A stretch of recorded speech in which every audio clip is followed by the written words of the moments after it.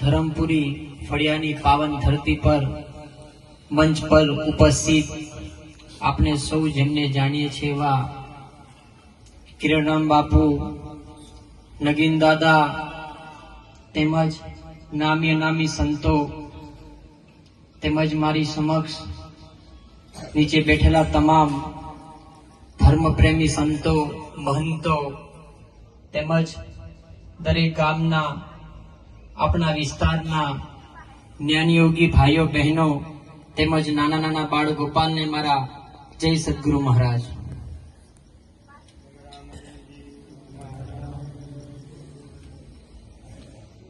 હું બાળપણથી મારી 28 વર્ષની ઉંમરની અંદર હું સમજણો થયો છું અને હું જાણું છું ત્યાં સુધી આપણા જીવનની અંદર હંમેશા 3 જ્ઞાનની ખરેખર બહુ જરૂર પડતી હોય છે. એક અક્ષરી જ્ઞાન, બીજું ધાર્મિક જ્ઞાન અને ત્રીજું સામાજિક જ્ઞાન. આપણે અક્ષરી જ્ઞાનની વાત કરીએ તો આપણને સ્કૂલની અંદર ભણાવવામાં આવે છે. માસ્તર આપણને પાટિયા પર અક્ષરી જ્ઞાન આપીને આપણી અંદર શિક્ષણ રૂપી એક દીવો પ્રગટાવે છે અને સાથે સાથે વિચારોથી આપણે અક્ષરી જ્ઞાનથી ડોક્ટર, વકીલ કે કઈ પણ પોસ્ટ પર આપણે જવું હોય, આપણા ભવિષ્યને ઉજ્જવળ બનાવવું હોય ત્યારે અક્ષરી જ્ઞાનની બહુ જરૂર પડતી હોય છે. અક્ષરી જ્ઞાન એ જ્ઞાન છે જેનાથી આપણે લખી શકીએ છીએ, વાંચી શકીએ છીએ, આપણા અંદર વિચારોને ઉત્પન્ન કરી શકીએ. એ તાકાત છે અને એ તાકાતથી આજે હું તમારી સામે ઉભો છું. મારી આગળ અક્ષરી જ્ઞાનથી ડોક્ટર લાગ્યું છે. એવી જ રીતે આપણે વાત કરીએ તો બીજા નંબર પર ધાર્મિક જ્ઞાનની.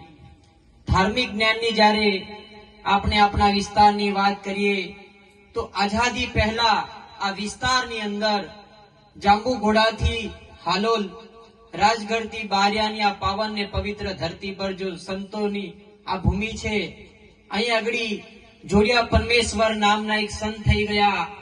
તેમને આ વિસ્તારની અંદર જે તે સમયે અંગ્રેજો આપણા જમીન પર કબજો મેળવ્યો, આપણી પર કરવેળો ઉઘરાવતા તે સમયે સંત જોડિયા પરમેશ્વરે રૂપસિંહ નાયકને આશીર્વાદ આપ્યા હતા અને એ આશીર્વાદની બદોલતથી આપણે આપણા વિસ્તારની અંદર જળ, જંગલ અને જમીનને સાચવીને બેઠા છે. તે સમયે 1838 થી 1868 ના દાયકાની અંદર ખૂબ મોટી ચળવળો થઈ, ખૂબ મોટી લડાઈઓ થઈ અને 16 એપ્રિલ 1868 ના દિવસે શહીદ થયા. એમાં સંત જોડિયા પરમેશ્વરનું નામ પણ એટલું જ આપણે સૌ જાણીએ છીએ પ્રમાણે છે. એટલે આ સંતોની ભૂમિ છે. ત્યારબાદ એમના દાયકાની અંદર પૂરા થયા પછી આપણા વિસ્તારની અંદર કંચનરામ બાપુ જેવા સંતો પણ જન્મ લીધો. એમના દાયકાના પૂરા થતા આપણે સૌ આપણી સમક્ષ ઉભા છે તેમ કંચનરામ બાપુ ના પુત્ર શ્રી કિરણરામ બાપુ, સાથે સાથે નગીન દાદા જેવા પણ આજે જે રસ્તામાં ડામરના રસ્તા નથી, ખૂબ એમને સંઘર્ષ કર્યો છે, તેમને તડકો છાંયડો જોયો નથી ને આપણા સમાજને એક કરવા માટે, સમાજને સારી દિશા આપવા માટે ખૂબ પ્રયત્ન કરી રહ્યા છે. ત્યારે એક નાના મુખ્ય આપ સર્વેને પણ મારી નમ્ર વિનંતી છે કે યુવાનોને, આગેવાનોએ ખૂબ આગળ આવવાની જરૂર છે.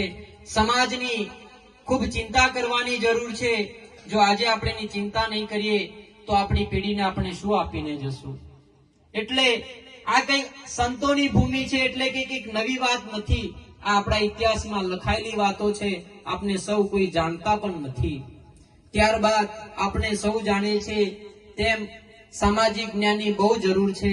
આજે યુવાન ગામડા છોડીને શહેરી તરફ વળી રહ્યો છે અને જ્યારે આપણે સૌ જાણો તેમ ખૂબ મોટા ખર્ચા કરે છે અને આગેવાનો સાથે આજે યુવાન બેસીને જોતો નથી કે મારા પેઢીનું શું થશે.